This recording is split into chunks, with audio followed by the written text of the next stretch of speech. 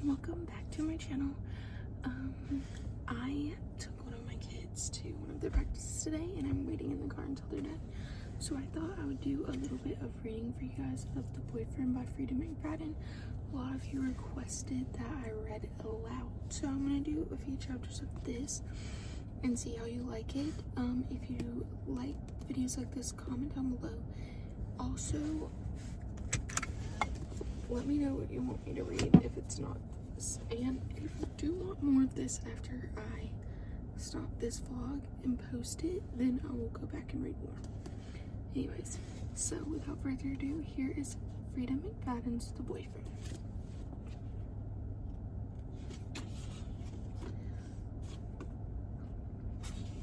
There's a prologue before Tom. I'm desperately, painfully, completely, and stupidly in love. Her name is Daisy. We met when we were 4 years old. I've been in love with the girl since age 4. That's how pathetic I am. I saw her at the playground feeding bits of her sandwich to the hungry squirrels, and all I could think was that I had never met any living creature as beautiful or as kind as Daisy Driscoll, and I was gone. For a long time, I didn't tell her how I felt. I couldn't. It seemed impossible that this angel with golden hair and pale blue eyes and skin like the porcelain of our bathroom sink could ever feel a tenth of what I felt for her. So there was no point in trying. But lately, that's changed. Lately, Daisy has been letting me walk her home from school. If I'm lucky, she let me hold her hand. And she gives me that secret little smile on her cherry red lips that makes my knees weak. I'm starting to think she might want to kiss her. Me to kiss her, but I'm scared. I'm scared that if I tried to kiss her, she would slap me across the face. I'm scared that if I told her how I really feel, she would look at me in sympathy and tell me she doesn't feel the same way. I'm scared she might never let me walk her home again, but that's not what I'm most scared of. What I'm most scared of is that if I lean in to kiss Daisy, she will let me do it. I'm scared that she will agree to be my girlfriend. I'm scared that she will allow me into her bedroom with her when her parents aren't home, so that we can finally be alone together. And I'm terrified that the moment I get her alone, I will wrap my fingers around her pretty white neck and squeeze the life out of her. Chapter 1, Present Day, Sydney. Who is this man and what has he done on my day? I'm supposed to be meeting a man named Kevin for dinner tonight at 8 o'clock. Well, it was supposed to be drinks at 6 o'clock. Drinks are easier to escape from, but Kevin messaged me through the Cinch dating app that he was running late at work and could we push it to dinner at 8? Against my better judgment, I said yes. But Kevin seemed really nice when we were texting, and in his photos he was cute, really cute. He had this boyish smile with a twinkle in his eyes, and his light brown hair was adorably messy as it fell over his forehead. He looked like a young Matt Damon. I've been on a lot of bad dates through Cinch, but I was cautiously optimistic about this one. I even arrived early at the restaurant, and I've spent the last 10 minutes eagerly waiting at the bar for him to arrive. Sydney, the man standing before me asks. Yes. I stare at the man, waiting for him to tell me that Kevin was killed in a tragic taxi accident on the way to our date.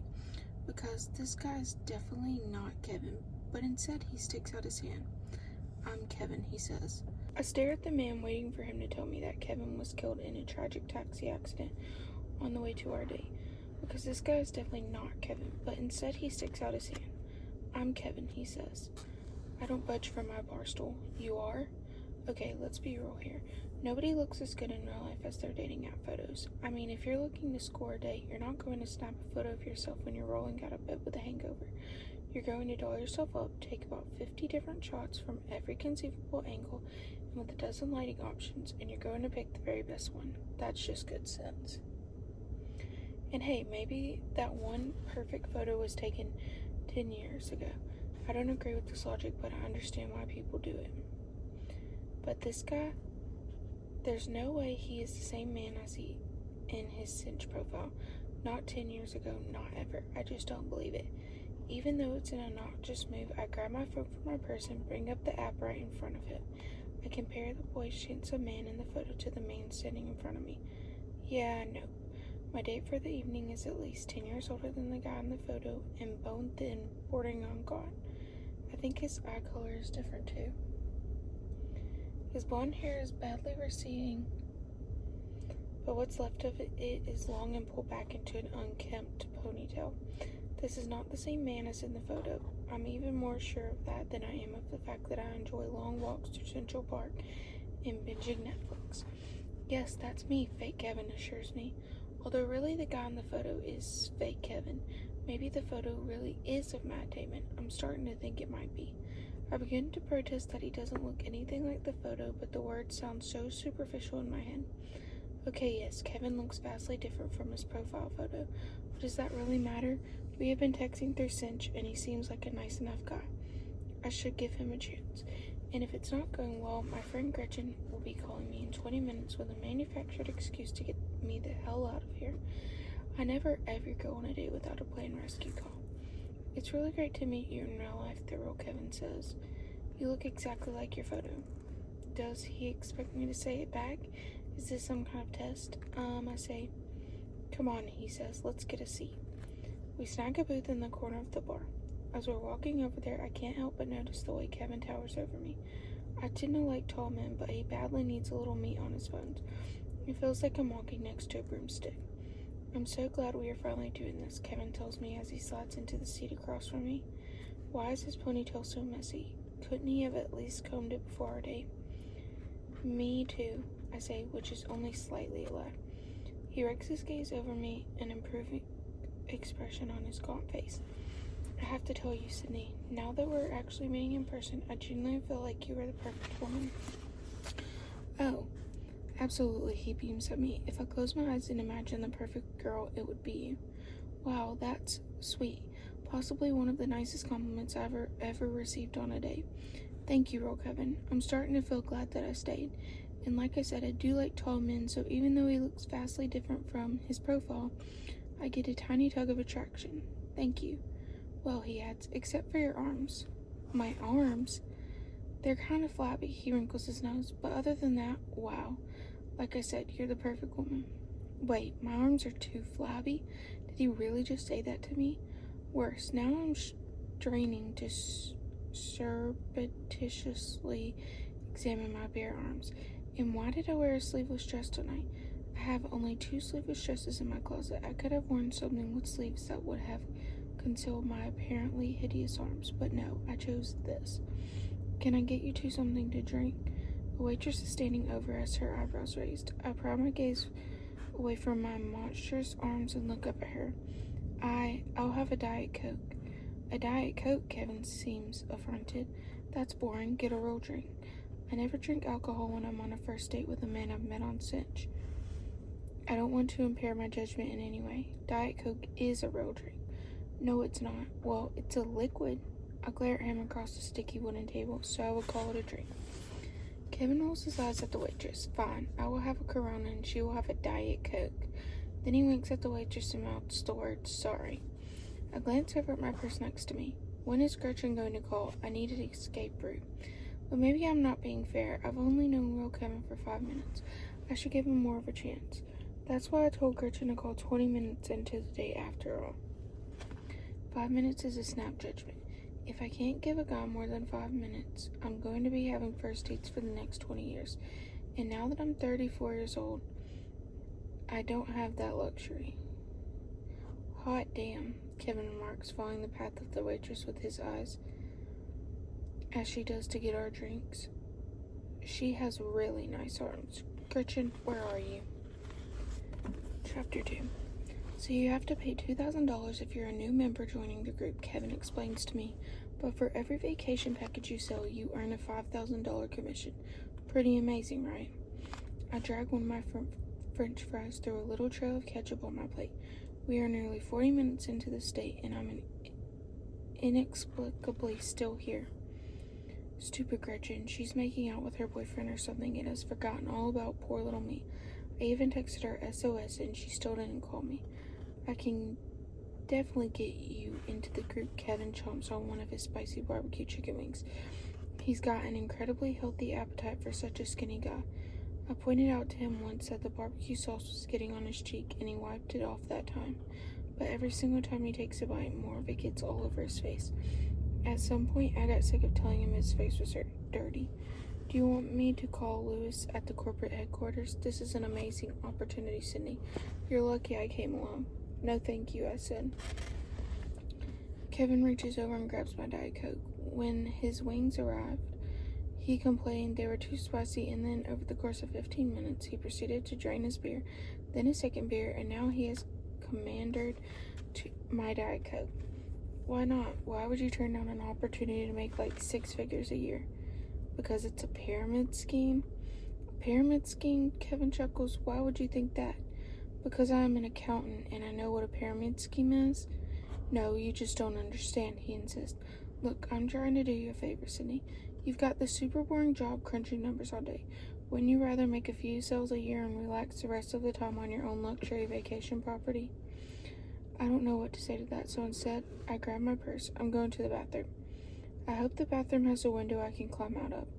When I get to the ladies' room, I find that there is sadly no window, so I actually use the toilet. Then I spend another 2 minutes looking at myself in the mirror, carefully examining my flabby arms. They don't look that bad, do they? Do they? I'm Googling arm slimming exercise on my phone when it starts to ring. Gretchen's name pops up on the screen and my jaw tightens. Finally, she's calling. 45 freaking minutes into the meal, I swipe to take the call. Seriously, Gretchen? I bark into the phone without even saying hello. I have been on the worst day ever, and it's pretty much all your fault. That's not entirely fair. The real Kevin deserves at least 50% of the credit for this awful evening, but I'm pissed off, and I need to make it out on somebody.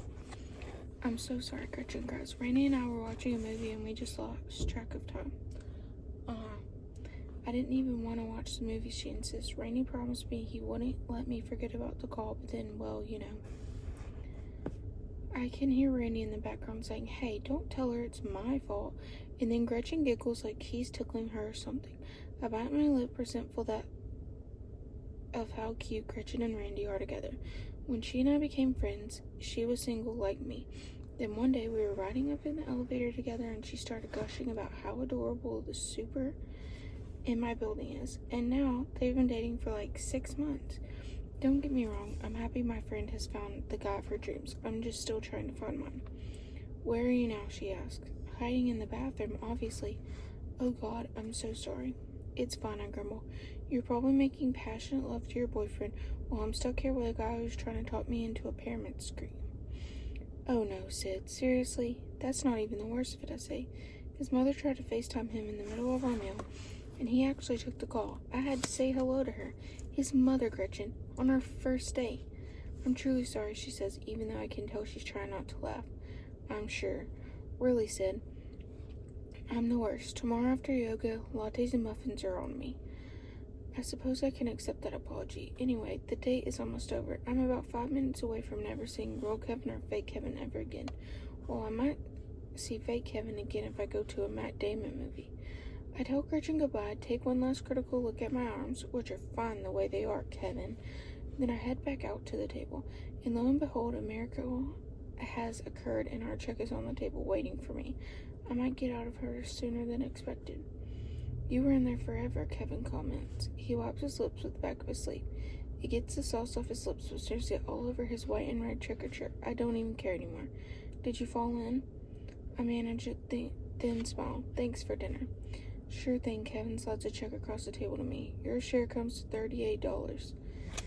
I wouldn't have wanted Kevin to treat me to this meal because I don't want to owe him, but I'm having trouble figuring out how my small salad and Diet Coke plus tips somehow cost $38. The accountant in me wants to pick up the check and calculate my actual share of the meal, but the woman in me doesn't want to prolong this another second. So instead, I toss 2 20s at the table. While Kevin is climbing out of the boot, the song Eye of the Tiger comes on the radio. He grins at me and winks. This is my favorite song.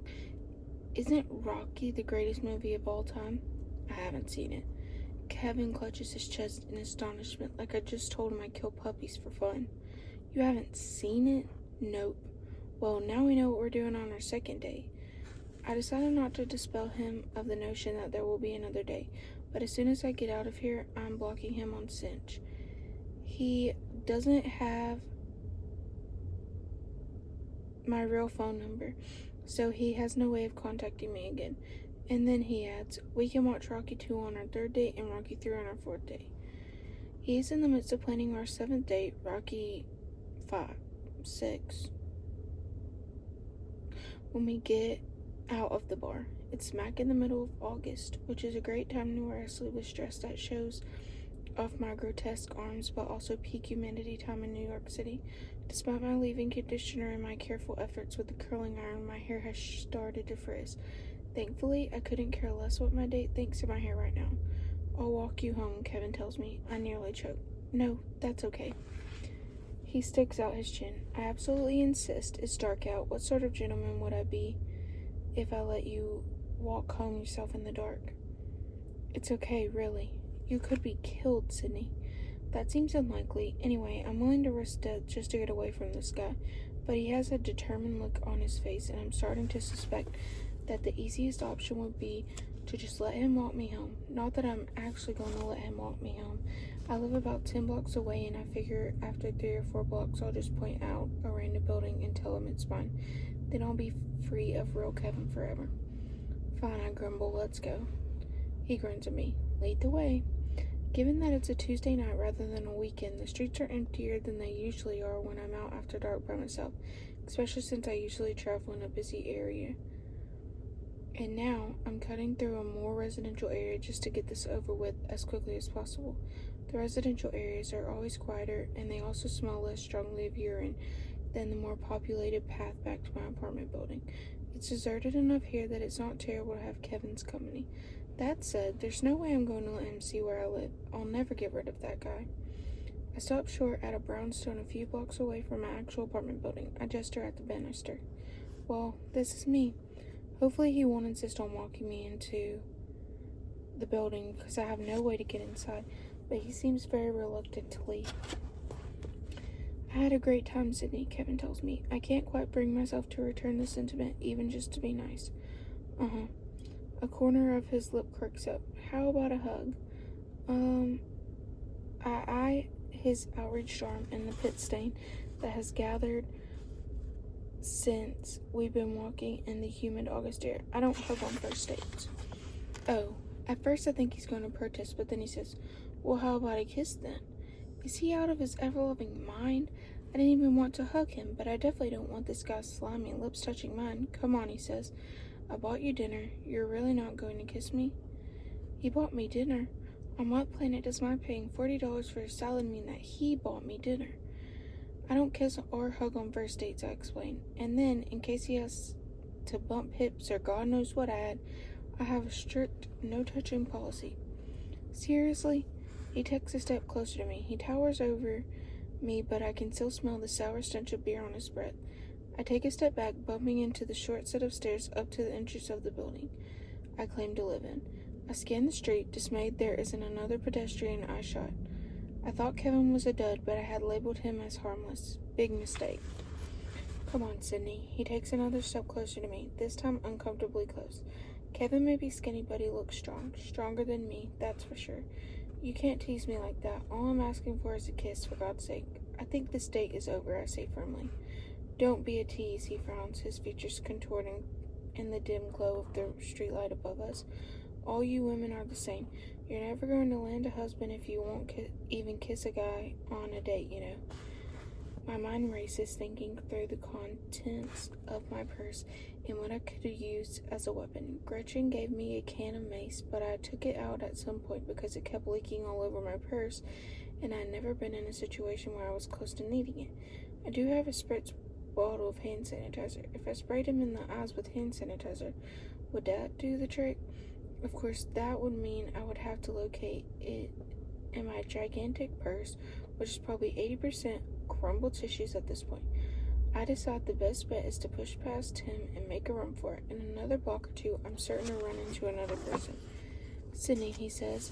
I avoid eye contact as I try to dart around him, but Kevin is quicker than he looks. His fingers close around my wrist, pinning it against the jagged brick wall of the building. His spindly fingers bite into my flesh. Come on, Sydney, he says. Don't cut our night short. The fun is just getting started. Chapter 3. Kevin has his body pressed against me. The stench of sour beer is almost overwhelming, and I have to turn my head away as I attempt to wriggle free. He doesn't just want to kiss, he wants something more than that, and he's not going to leave until he gets it. I should never have let him walk me home. God, why is he so strong? Let me go, I hiss at him. I told you, he says through his teeth, to stop being a tease. His body is pressed against me now, hot and uncomfortable. I open my mouth, ready to let out an ear-shattering scream. There are buildings on this block. Someone is sure to hear it, even though all the windows are closed and the air conditioners are blasting inside. But before any sound passes through my lips, a voice booms from behind me. Hey, what are you doing over there? Kevin eases his grips on my wrist. He backs away from me an inch or two, and I decide to take advantage of the fact that I can now move again. Bracing myself on a metal trash can next to me, I lift my right leg and knee him in the groin as hard as I can. It's gratifying how quickly Kevin goes down. I've never nailed a guy in the balls before, and wow, that works really well. He crouches down, clutching his family jewels, his face bright red. It's quite a rush. Well, until I lose my balance in the process and tumble to the ground, clocking my head on the metal garbage can. You bitch, Kevin gasps. What the hell is wrong with you? As I gingerly get back to my feet, I squint into the shadow at the figure who came to my rescue. It's too dark to see clearly, but it's obviously a man about average build and height. He's looking down at Kevin, who is still doubled over, but then he glances up at me. Are you okay, miss? This is none of your business, Kevin spouts out at him. We were on a date, you asshole. We were having a great time. The mystery man continues to look at me, waiting for my answer, his eyes dark shadows.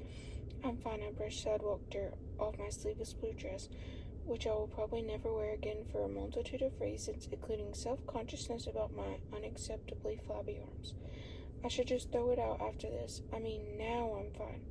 You're fine, Kevin burst out. I should sue you for assault. Mystery man lets out an astonished note. I saw what you were trying to do. I'd be happy to call the police and let them know all about it. With those words, he pulls his phone out of his pocket as if about to call 911. He looks at me again as if for permission, and I shake my head. This is not how I want this evening to end. I just want to go back home and soak in my bathtub and block Kevin on Cinch.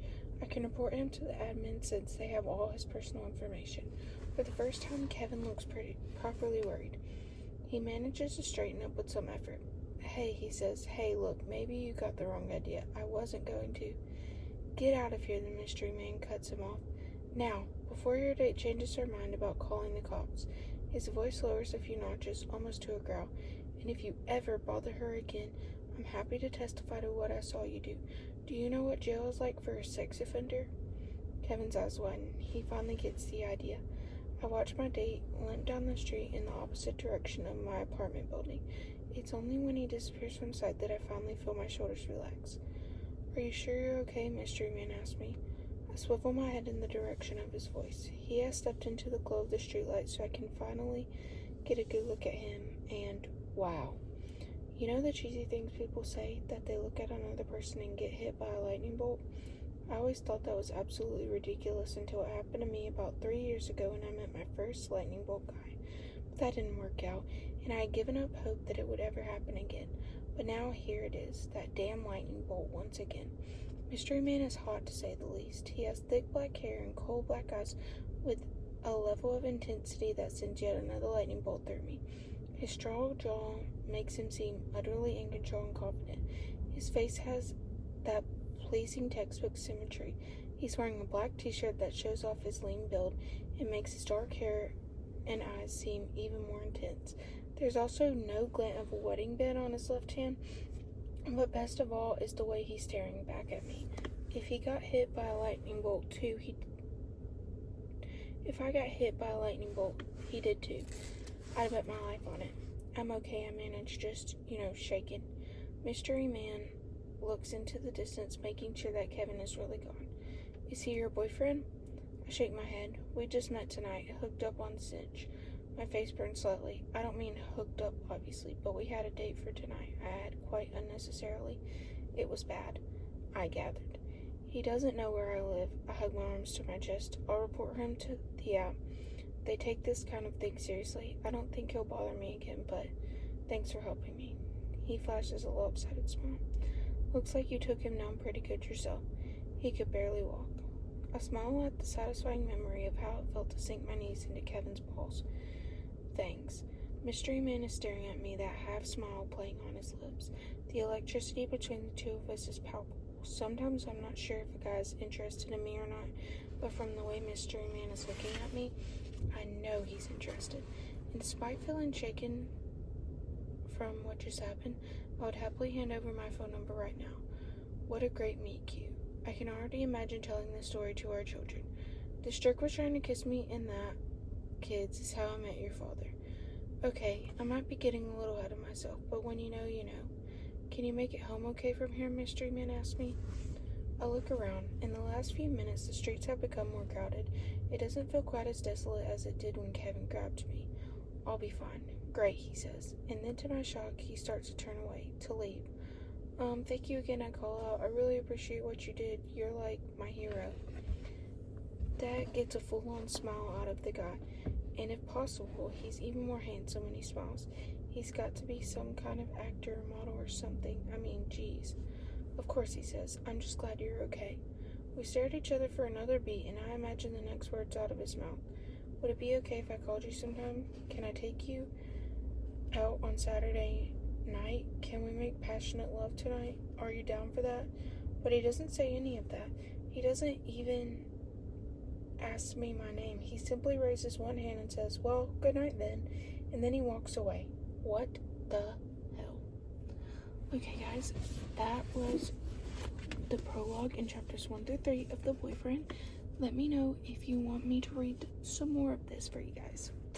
Love you guys. Bye.